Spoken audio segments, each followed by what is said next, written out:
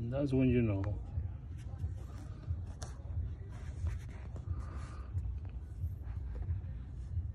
your water pump is a failure. See that shade over there? That's water over there coming out of the water pump. It's coming out little by little, slowly. So if you keep adding antifreeze to your reservoir, that means you have a small leak.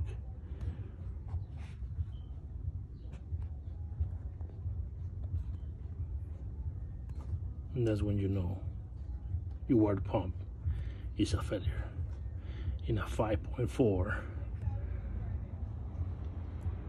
3-valve engine, Ford engine.